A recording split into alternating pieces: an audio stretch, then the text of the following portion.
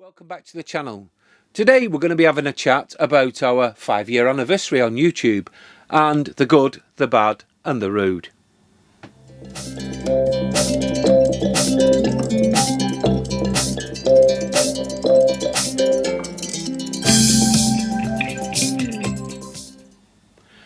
So it's been 5 years since we actually launched our channel, and we never planned to be an international vlogger or really a massive channel. We just wanted to share our experiences in the hobby itself and help people along the way if we possibly could.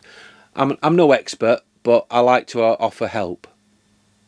So we're going to be explaining now the good, the bad and the rude, and we're also going to be talking about some advice that we could perhaps offer if you're thinking about setting up a YouTube channel.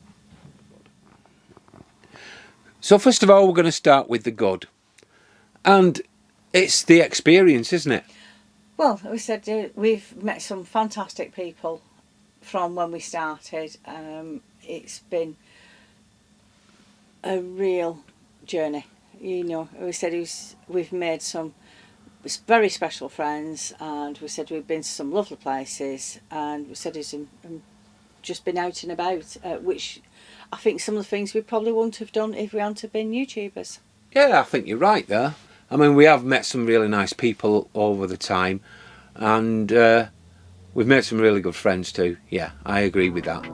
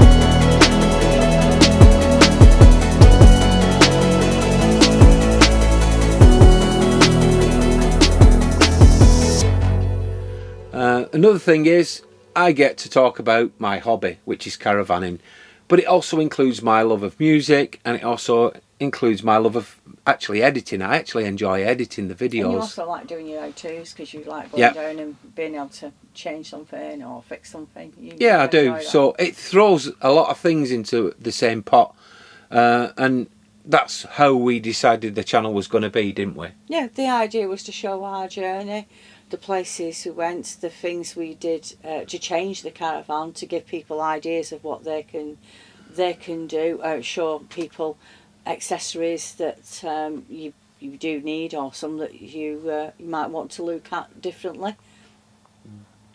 I mean, it's led me to valeting caravans. I'm just reading it down here because I've got a list. So and I have to wear my glasses. I'm getting old. So yeah, it's led me to valeting caravans, and I enjoy doing that as well. That's part of it as well for me. Yeah. It sort of encompasses itself. So all in all, it's been centred around obviously the caravan, and we've enjoyed doing it, haven't we? We have. We've enjoyed the whole journey of it. It's been a real life-changing experience in some ways. It has. Right, I'm turning the page. Let's have a look at the bad. Time consuming. Time consuming, yeah, and impacting on family time. It can do that, yeah. That is one of the main things that, and it's slightly contradictory because you can't sit there and say, "Oh, I love doing this," and then moan about how much time it takes.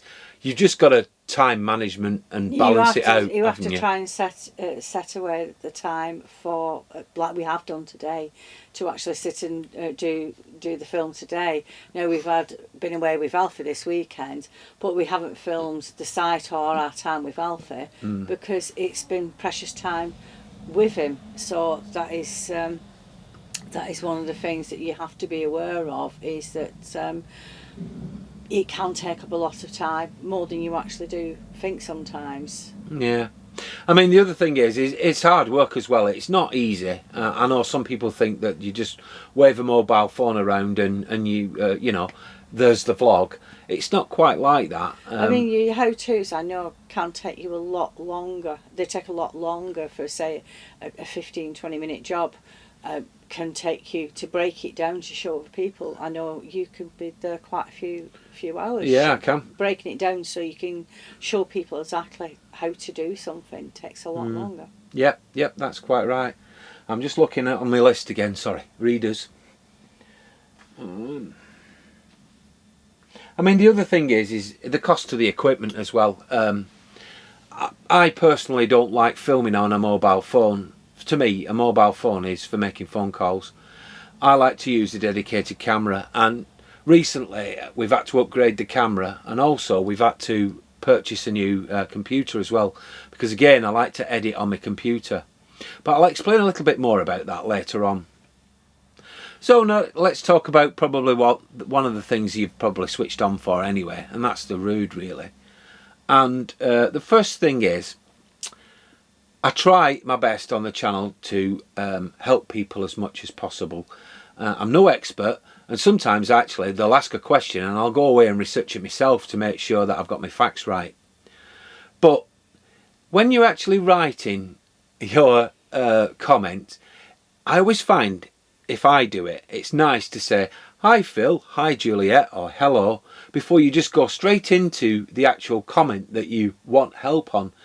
Because if you read it back, it sounds really rude, doesn't it? It does come across quite as rude. It comes across as very curt, and and sometimes it can be intrusive in your time. But you always try and answer. And if it doesn't read right, you think, well, why should I help you? I do help, even though some of the comments are not exactly nice.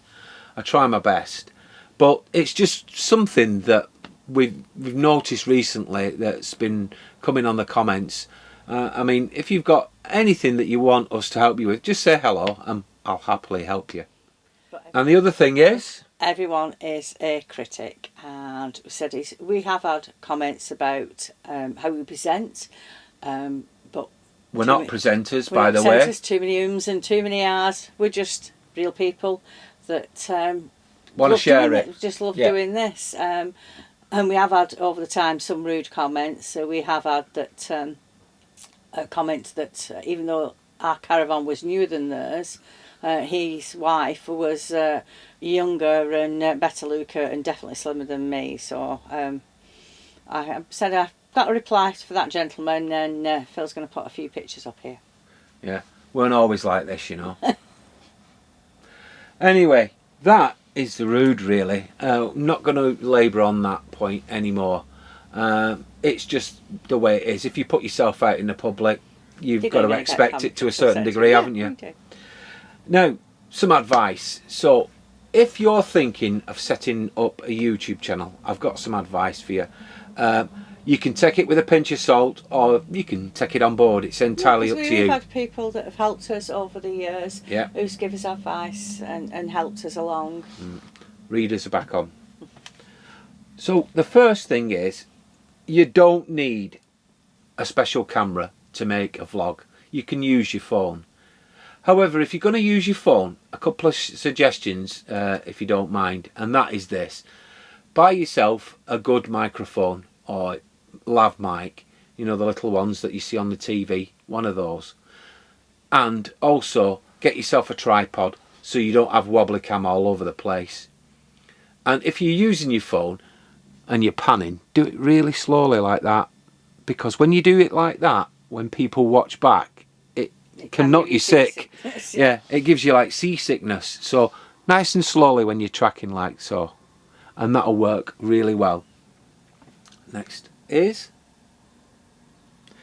now if you're going to use music, what we would recommend is you use music suitable to the mood or the type of film that you're actually recording. You don't want really loud, leery music when you want something nice, peaceful and tranquil. So select your music carefully. Now, if you're editing and you're going to be doing it on your phone, really the best thing to do is perhaps try and invest in either a laptop or a tablet or some form of desktop computer, and use some free editing software. There's quite a lot out for Windows, and there's some for Mac as well. And that will be a lot easier for you to edit, and you'll get some better finishes to your videos. Now, once you've put your video out, I would recommend you put it out on a day where you've got plenty of time so you can reply to your comments. Yes, because if people have took the time and effort to comment on your film and to say and to engage with you, I think it is only polite to be able to reply back to them, really. So take some time out and make sure you can answer your replies. And then the next thing is, I think it was advice we was given, wasn't it? Yeah, don't expect to be an overnight sensation, because it generally doesn't happen. Some people are lucky and they go to 1,000 within a week and 10,000 within a month, and they go through the system really quickly. But generally it takes a lot of time, a lot of effort and patience as well. And the main thing is be yourself. That's the main advice from other vloggers we were given, is just be yourself. It comes across that you're being you. Yeah. So, like Juliet says, and I know a few vloggers that we know quite well have said, just be yourself. Well, thank you very much for watching. We continue to make videos. Yes, we will. We've no intentions of going away, so we will carry on making our videos into the future. But in the meantime, thanks for watching, and I do hope you join us again real soon. Bye for now. Bye.